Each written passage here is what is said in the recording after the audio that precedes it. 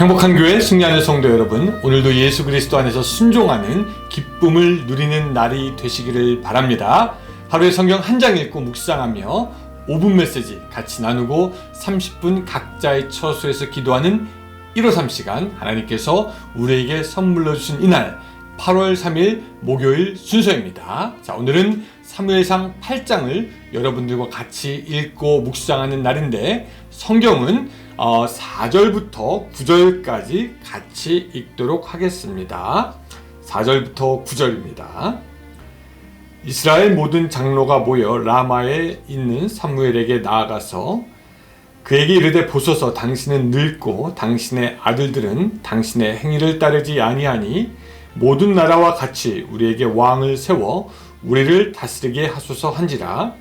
우리에게 왕을 주어 우리를 다스리게 하라 했을 때에 사무엘이 그것을 기뻐하지 아니하여 여호와께 기도하며, 여호와께서 사무엘에게 이르시되, 백성이 내게 한 말을 다 들으라.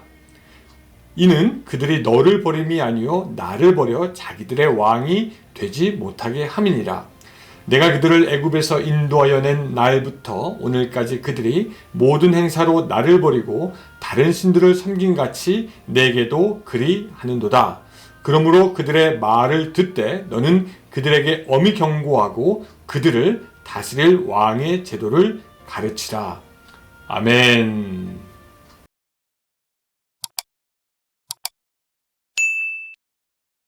오늘 본문에서 이스라엘 백성들은요, 하나님께 인간 왕을 원합니다. 이때까지 이스라엘은 하나님이 직접 다스리셨습니다. 그리고 하나님과 인간 사이에 사사라고 하는 그런 사람이 이스라엘의 리더가 되어서 이스라엘로 하여금 하나님의 뜻을 이루도록 하였지요. 이스라엘 백성들이 왜 인간 왕을 원하는가? 그들은 사무엘의 아들들이 사사가 되었는데, 그 아들들이 막 뇌물을 받고 판결을 치우치게 하고 일을 제대로 하지 않았다는 이유로 우리에게 왕이 필요하고, 게다가 이제 사무엘이 늙었으니까 더욱 우리 애들에게 왕이 있어야 됩니다 라고 이야기를 합니다. 그래서 5절 읽어보면요, 그에게 이르되, 보소서, 당신은 늙고 당신의 아들들은 당신의 행위를 따르지 아니하니 모든 나라와 같이 우리에게 왕을 세워 우리를 다스리게 하소서 한지라. 그들은 하나님이 왕이 되는 것을 원하지 않았던 것 같습니다. 실제로 이스라엘 백성들의 그런 주장을 하나님께 아뢰니 하나님은요, 사무엘에게 이스라엘 백성들의 속 마음을 이야기하여 주시는데요, 그게 이제 7절입니다. 여호와께서 사무엘에게 이르시되, 백성이 내게 한 말을 다 들으라. 이는 그들이 너를 버림이 아니요 나를 버려 자기들의 왕이 되지 못하게 함이니라. 그러면서 하나님은 이스라엘 백성들이 출애굽 날부터 지금까지 하나님을 사실은 버렸다라고 말씀을 하십니다.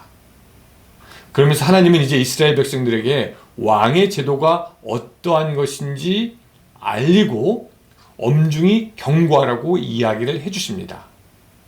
사무엘은 이스라엘 백성들에게 왕의 제도가 이스라엘 백성들에게 얼마나 큰 부담이 되는지 이렇게 쭉 설명해 줍니다. 우리가 다 읽지는 않았어요.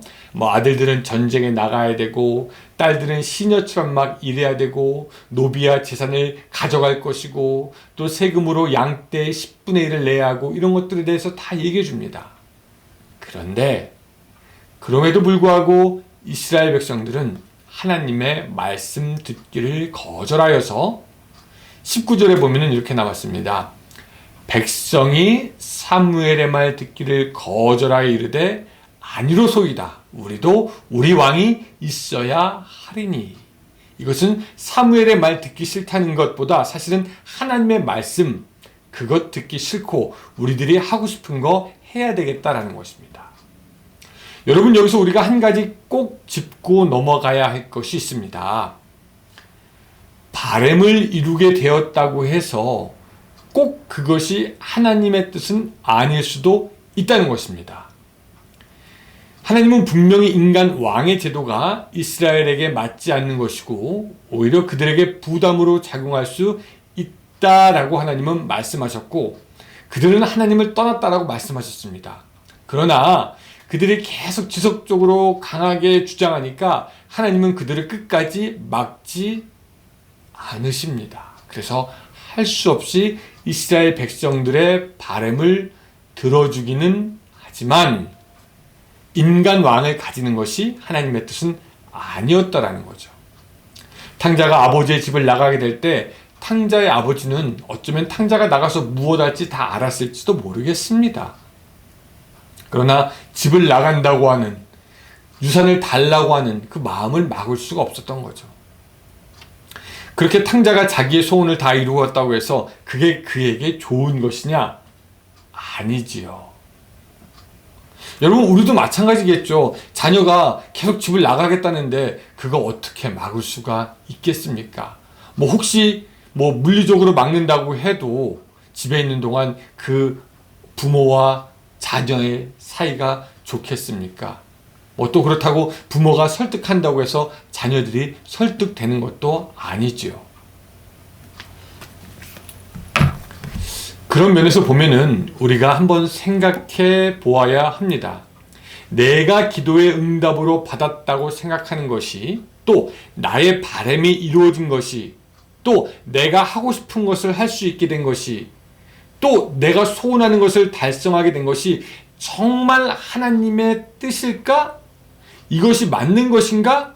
이것이 정말 하나님께서 원하시는 것인가? 우리는 다시 한번 생각해 볼 필요가 있다라는 것입니다. 왜?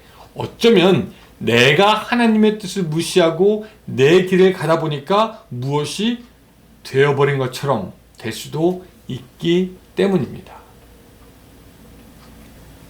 우리는 기도할 때 열린 문의 원리를 사용합니다. 무슨 말이냐면 내가 막 기도하는데 닫혔던 문이 열렸다. 그래. 그렇다면 그것은 내 기도의 응답이니까 그 문으로 가면 되겠구나 라고 쉽게 우리는 생각한다라는 거죠. 문이 열려서 들어가게 되었다.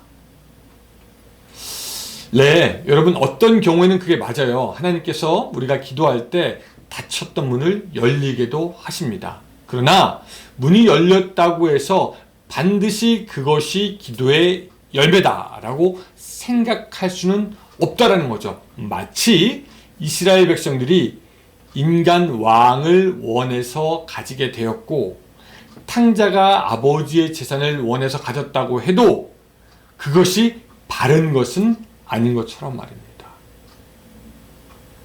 여러분, 우리가 이런 얘기할 때 꼭 잘 나오는 인물이 요나라는 사람입니다.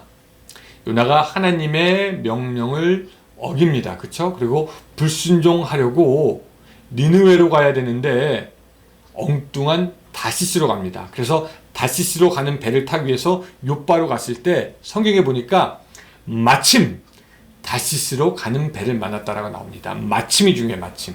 그래서 요나는 그것이 좋은 징조인 것처럼 생각되었나 봐요. 넙죽 그 배를 타고 결국은 그 배에서 풍랑을 만나게 되는 것을 우리가 알죠.